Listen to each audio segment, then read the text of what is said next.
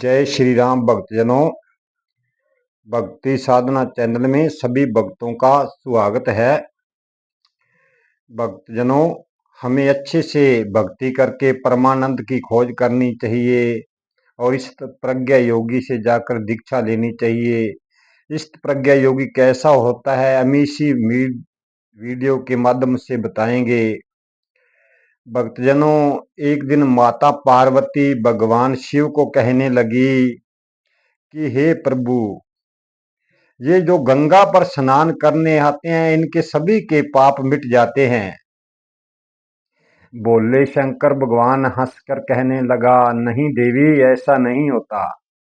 यहाँ स्नान तो कोई कोई करके जाता है, दूसरे तो पाप ही करके जाते हैं। पार्वती माता इस बात को नहीं मानी। वह कहने लगी, नहीं, जो आता है, जो इसके गंगा के अंदर डुबकी लगाता है, उनके सभी पाप धोए जाते हैं। प्रभु शिव कहने लगे, ऐसा नहीं है, चलते हैं, हम चल के परीक्षा ले लेते हैं।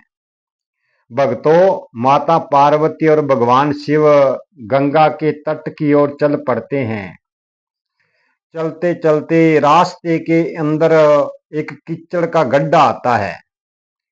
जब कीचड़ का गड्ढा आता है और शिव भगवान वहां पर एक बूढ़े का रूप बनाकर उसके अंदर घुस जाते हैं और माता पार्वती से कहते हैं कि आप सभी लोगों को कहना जो गंगा नहाने आते हैं कि मेरे पति को गड्ढे से बाहर निकालो, फिर पता लग जाएगा कि गंगा स्नान करके कौन गया है। भक्तों, माता पार्वती ने वैसा ही किया। वो गड्ढे के किनारे के ऊपर बैठ जाती है और हर व्यक्ति जो गंगा स्नान करने आए हर को कहने लगी कि मेरा पति इसमें गिर गया है, इसको बाहर निकालो। सभी लोग कहते, इस बुड्ढे से किधर तूने शादी की है, हम तो इसे बाहर नहीं निकालेंगे, हम तो अभी गंगा नहाकर आए हैं, हमारे तो नए वस्त्र पहने हुए हैं, हम इनको बाहर क्यों निकालें।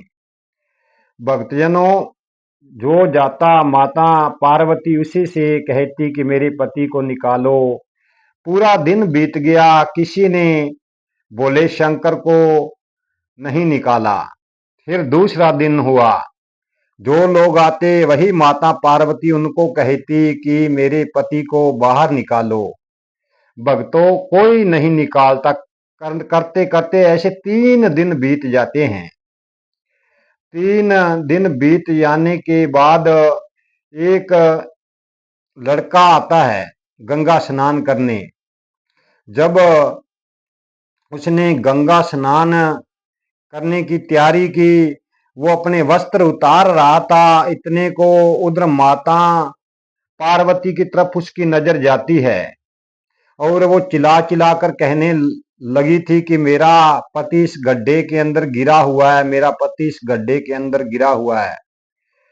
वो बालक भागा भागा माता पार्वती के पास जाता है और कहता है कि हे माते, क्या बात है, मैं आपकी कुछ सहायता कर सकूं तो बताओ। माता पार्वती ने कहा कि हे लड़के, हे पुत्र, मेरा पति इस गड्ढे के अंदर गिर पड़ा है, 2 दिन हो गए भूखा प्यासा इसी के अंदर पड़ा हुआ है, मेरी सहायता करो, मेरे पति को बाहर निकालो। भक्तों, उस युवक ने, उस लड़के ने उसको बाहर निकाला। बूढ़े रूप में जो भगवान शिव बने हुए थे उनको बाहर निकाला और उनकी लातें दबाने लगा।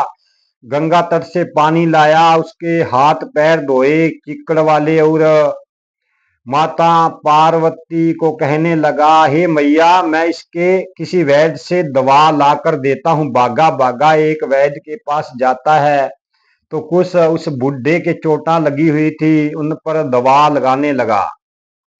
और फिर क्या किया, भगवान शिव ने अपना रूप धारण किया और माता पार्वती और शिव दोनों उस बालक को दर्शन दिए।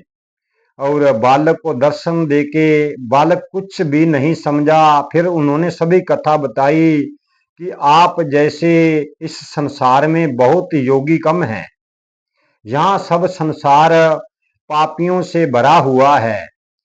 भक्तजनों, माता पार्वती से शिव कहते हैं, देख लिया, ये गंगा स्नान करके जा रहा है। माता पार्वती बोली, इसने तो अभी तक गंगा के अंदर डुबकी लगाई ही नहीं। भक्तजनों, भगवान शंकर कहते हैं माता पार्वती को कि जो धर्म के अनुसार चलता है उससे बिन डुबकी लगाए ही प्राप्ति परमात्मा की मिल जाती है। वो चाहे गंगा स्नान करे चाहे ना करे, उसको मेरी ओर से पूरी पावरफुल भक्ति मिलती है। ये सेवक इष्ट प्रज्ञा योगी का है। माता पार्वती को शिव कहते हैं। जो इष्ट प्रज्ञा योगी का भक्त होता है वह बड़ा विवेकशील, धैर्यवान और हर की सहायता करने वाला होता है। इसीलिए भगवान शिव माता पार्वती से कहते हैं कि इष्ट प्रज्ञा योगी से ही दीक्षा लेके इस संसार के अंदर विचरना चाहिए और इस परमानंद परमात्मा की खोज करनी चाहिए।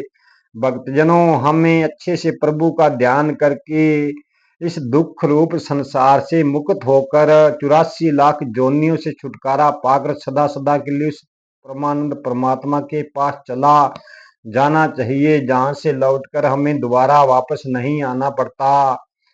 ये भक्तों, आज की वीडियो हम यहीं पर समाप्त करते हैं। जीवन रहा तो कल की वीडियो फिर बनाएंगे।